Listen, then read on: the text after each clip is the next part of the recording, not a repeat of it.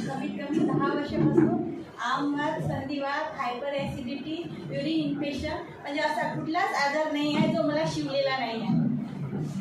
मी steroid सुद्धा घेतलेला आहे आणि ते स्टेरॉइड सोडल्यामुळं मला सायटिकाचा त्रास सुरू झाला होता आत्ता, म्हणजे जेव्हा अमृत ज्यूस सुरू केल्यानंतर.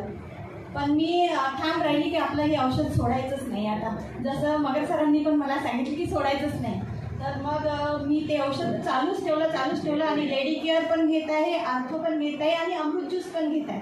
तर माझा युरिन इन्फेक्शनचा त्रास पूर्णतः बरा झाला आहे. मी सोनोग्राफीसुद्धा केलेली आहे.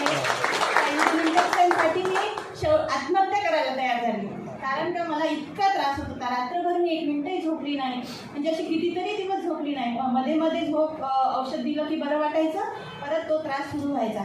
माझ्या घरी येणाऱ्या पाहुण्यांनी सुद्धा मला तो त्रास होताना बघितलेला आहे. बाई म्हणे तू कसं करते आहे, एवढा त्रास आहे तुला. मी म्हटलं मला आता एकच गोष्ट राहिली आहे का यार, हा त्रास बंद नाही झाला मी आत्महत्या करणार. पण मी लेडी केअर आणि अमृत ज्यूसमुळे मला युरिन इन्फेक्शनचा 100% आराम पडला आहे आणि वाताला मला आता 50% आराम आहे. माझी नागपूरचे ज्ञानचंदानी संधिवात रोग तज्ज्ञ डॉक्टर आहेत, त्यांची मला 5-6 वर्षापासून ट्रीटमेंट आहे. कमीत कमी 5 ते 7 हजार मी महिन्याला खर्च करायची. तितक्यापुरतं बरं वाटायचं, पण अधेमध्ये तो त्रास माझा वाढतच होता. पण आता मला 50% त्याच्यामध्ये आराम आहे. पण मला परवाच्या दिवशी थोडीशी इथे गाठ आली होती, म्हणजे थोडं वाताचा त्रास वाटला, तर मी लगेच आपलं पेन ऑइल काढलं आणि पेन ऑइल मी दिवसभरातून 10 वेळा लावलं.